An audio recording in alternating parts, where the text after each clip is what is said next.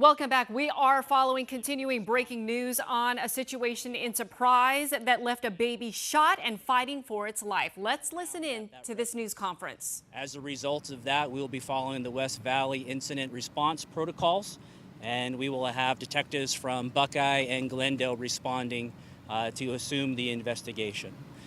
But again, the situation here is still ongoing. Our concern right now is for the neighborhood and the residents here. What we are going to ask for them to do is to call the Surprise Police Department non-emergency number at area code 623-222-4000. Again, that number is 623-222-4000.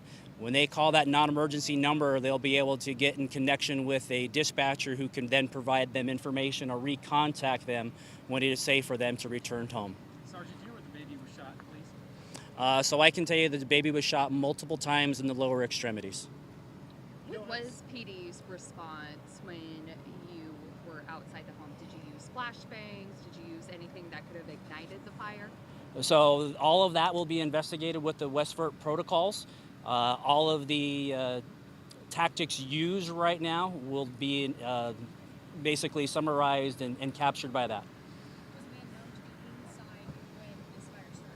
So I can tell you that our tactical units that were here were able to confirm that he was inside the residence. But he's not been corralled, as far as you know, is not in custody. At this moment, he is not in custody. So once you all were able to see the status of that residence, once they get the clearing to go into that residence, we might have an update on him.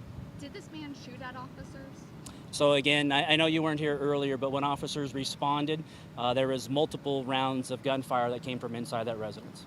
What do we know about the father? So what I can tell you is we aren't releasing his name at this particular moment, but I can tell you we did have one particular investigation involving this same couple that was reported to us 2 weeks ago, and that investigation is still open and ongoing. Was that also domestic violence related? All of the incidents are domestic violence related. And can you clarify, you said during the response, one officer fired one round at the home, is that correct? So at the information I was just given, literally moments before going on air, was one officer of the initial responding units did fire their weapon. Could you give an update as to the injuries that the woman who was held hostage had? I know initially you said minor injuries. So they were minor injuries. We don't know how she was able to free herself. What we do know is she reported that her baby's father entered that residence at 3 o'clock in the morning. She was held there until about 11:30 when she was able to evacuate herself. You can see that this neighborhood is under construction. She was able to contact a construction crew and requested they call 911, and that's when the Surprise Police Department became involved. And the recent calls you mentioned, was that to this home or was that just in regards to the suspect? It was in regards to this particular couple. PD has technology to see if heat of a person is inside. Were you able to look to see if it appears he's still inside, or could he So have that gotten- is ongoing as we're talking right now. Sergeant, Could do you he mind have- talking again about the knowing when the fire crews can go in? I know that might be a fire department question, but when it's safe for them to go in or to keep the fire from spreading to other homes anyway?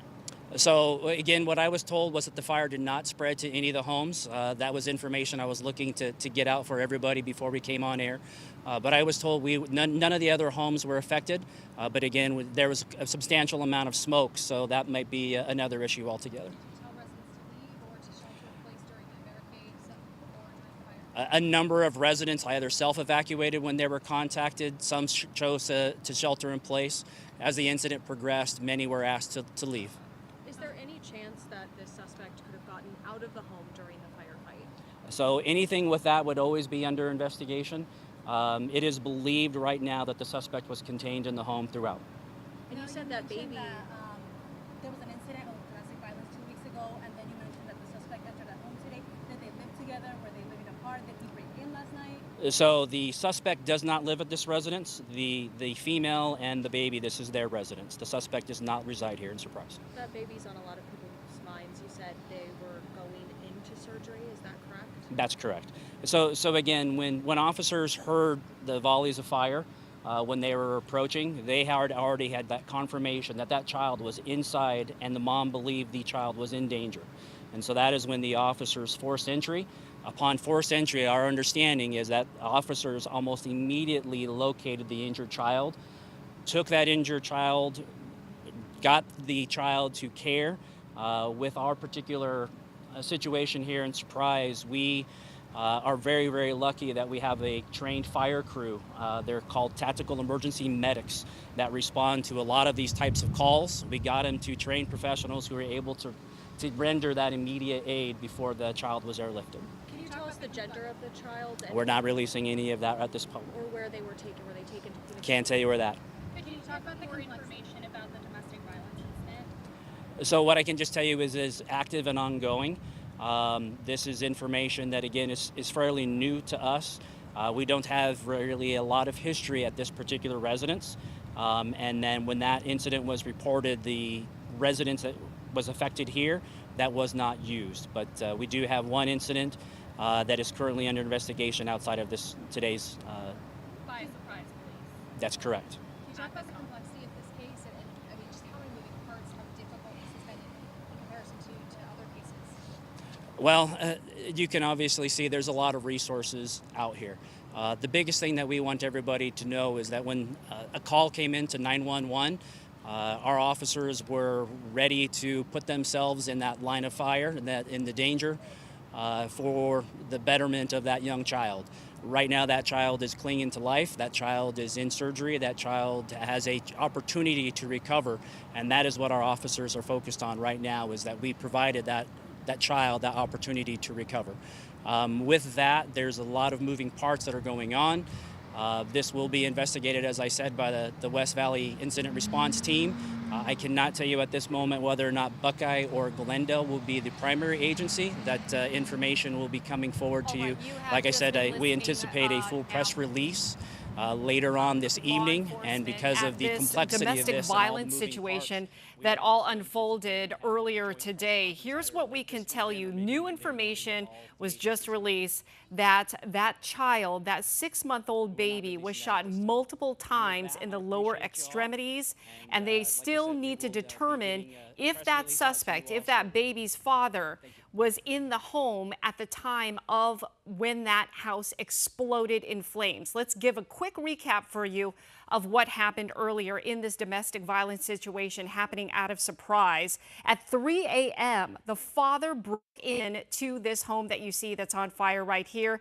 He held his baby and the baby's mom hostage. At about 11:30 this morning, that mom managed to escape. However, her 6-month-old baby was still inside with the father. Police did manage to get that baby out. However, that baby again was shot multiple times in the lower extremities. That baby was taken to the hospital. That baby is now with its mother. That mother has some minor injuries, and they were not able to see the father at all when they broke into that home to get the baby out of the home.